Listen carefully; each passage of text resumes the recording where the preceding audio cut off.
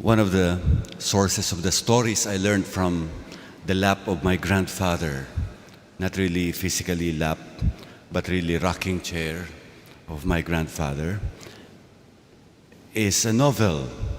And the novel I saw as an old book, Gilt in Gold. There were two books he had.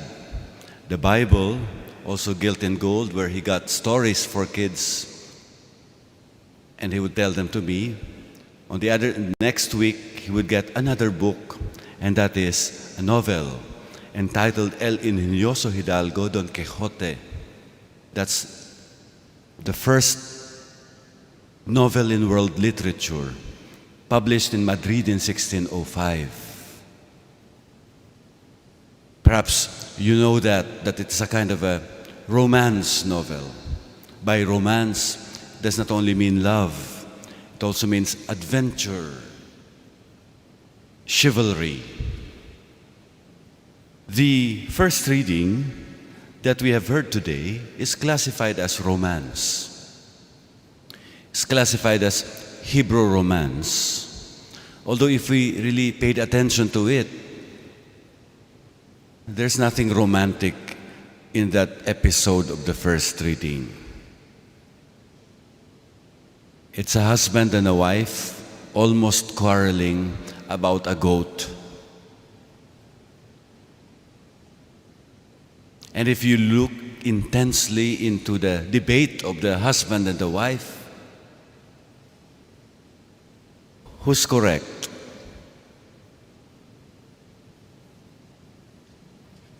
It's the wife.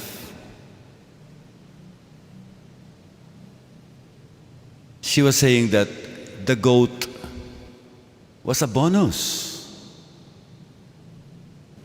It was not stolen.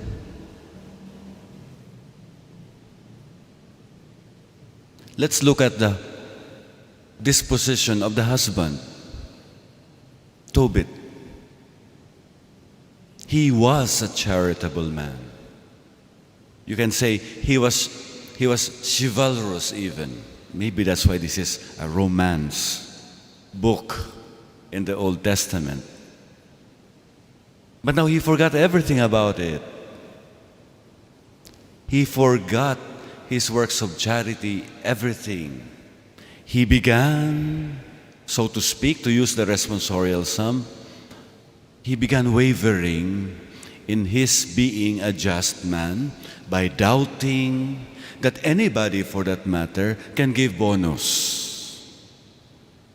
That anybody, for that matter, can be so pleased by the work, by the weaving work of his wife Anna, and give her a goat, a bleating goat. He began doubting that human beings are capable of charity. And that is why, towards the end of the reading today, the wife reproached her husband. Anna reproached her husband. Have you forgotten your good deeds? Have you forgotten the word of the Lord? The reading was cut. But that is very important. It allows us to understand in a way. I mentioned the novel Don Quixote because that was the function of that novel. It was not actually romance. It was actually critiquing all the romantic traditions of the 16th century. It was written, of course, in the 17th already. But it was critiquing all those literary traditions. The very title is actually comedy for people of the 17th century, because Hidalgo means low-born, miskin, poor. They are not made even to pay taxes because they have nothing. That is a Hidalgo. Don is a title of a prince. People who are rich, they call themselves Don. So Hidalgo and Don, they do not go together. But to put them together in a title, that's funny. Quixote has something to do with, you can trace the author. Maybe he is a convert, and in fact Cervantes is a convert from Judaism to Christianity, because the root word is Aramaic, the language of Jesus. The root word 𝐾𝐸𝐴 means truth. So the name tells us something. But Don Quixote is not used at all. You should use the full name. To use only the family name, that is also weird. And de La Mancha. La Mancha is a place just outside Madrid. It is very dry. It's also very poor. How can somebody rich come from La Mancha? So there are so many contradictions even in the title itself, which makes for comedy. The only word that alerts us to something else is ingenioso, a genius. There's talent, there's natural capacity for truth, maybe from this crazy man Quixote. In a way, it alerts us to the same function of the first reading. Maybe this has something to tell us a lot more, not just the bleating goat or the arguing husband and wife. Maybe there is more. What is the truth here? The truth here is similar to the ingenuous way Jesus was being tested in the gospel. Imagine to test Jesus with a coin. So here we have very ordinary things on this very ordinary day. An ordinary goat, an ordinary fighting husband and wife, and a Jesus who is being tested with a coin. The response of Jesus is ingenuous. He says, "What's the image that you find in the coin?" What's the image? Of course, they say Caesar, and then you get the response that you already memorized. Give to Caesar what is Caesar, and to God's what is God's. And they were amazed at Jesus because of his reply. What's amazing there? It's not said in the gospel. The image that you find in the coin is the image of Caesar.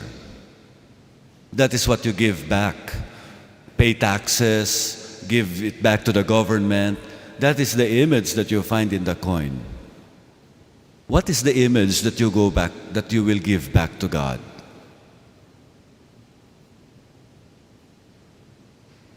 That is the subject of the ingenuity of Jesus.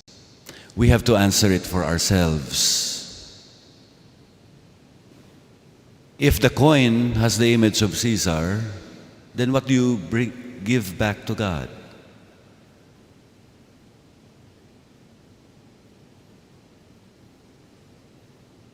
We give back to God one that is in God's image.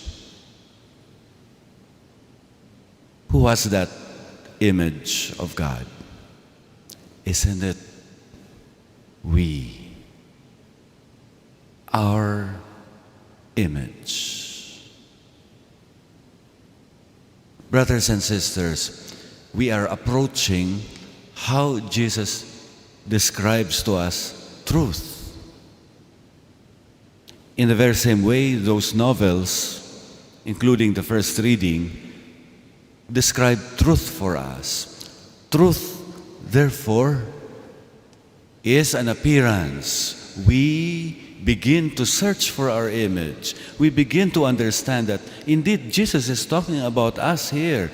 He's not talking about the coin. He's not talking about taxes. As much as the first reading is not just about the goat or the quarreling husband and wife. Everything is about the truth that comes. We, men and women, come about. And when we come about, we bear the image of God. It is this image that we should be mindful of. Not that we're too concerned about our image, but that it is God's image that is in us. And this is what we need to return back to God. In a way, Anna, the wife of Tobit, is very ingenuous here, maybe even prophetic, to remind Tobit not to give up on the good, to remind Tobit that this cataract, that this blindness may be temporary. There might be a cure. God may one day look back at all this good and return to Tobit the image that he's so concerned about, that before he could see. But more than just physical sight, what we return back to God is our deep understanding of ourselves, that we were made in the image and likeness of God, that we become godly, that we imitate God in our lives. That is the truth that we become more and more like God each day. The truth that we come about, we become more than who we are right now. That is our vocation. As we encounter the Lord in His words, as we encounter the Lord in the Eucharist today, we pray that we too may grow in our knowledge of the truth.